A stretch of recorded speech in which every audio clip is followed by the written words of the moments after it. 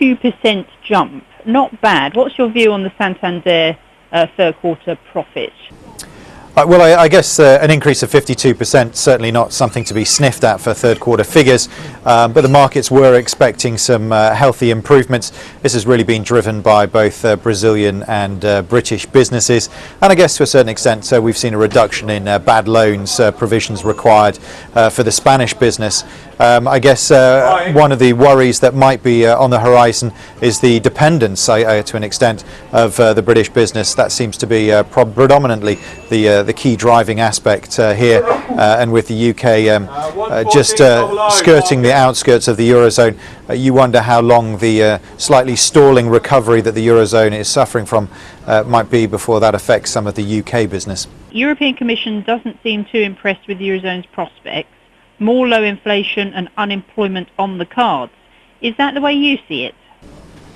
I think with oil prices as low as they are and below that $85 level as far as Brent crude is concerned, and a continuing struggle as far as demand is concerned with crude, and the noises coming out ahead of the OPEC meeting later on this month that supply levels will be maintained, that's certainly going to put inflationary pressure on the downside, and it's not going to help ease it. There isn't the price war going on in mainland Europe that there is to the same extent in the UK, but to a number of aspects will have been affected there, and that's certainly not going to help the inflationary picture there. So I think this could well be something that hangs over the Eurozone for some considerable time.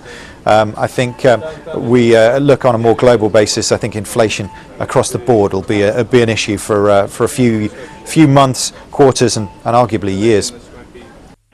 France is again seen as the weakest performer, with Italy also in trouble. Just how bad are things in France, and is Italy perhaps taking the problems a little more seriously?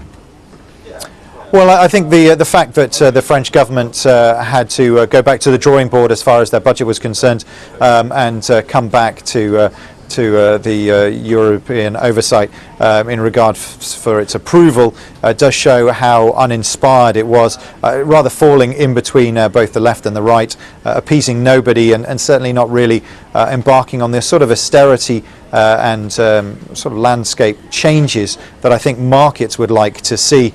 There are a number of as much as anything else, political issues that need to be tackled in France, and it is a worry where we see Francois Hollande's popularity at such record low levels. It does beg the question as to how stable a leadership platform there is to move the country in the right direction.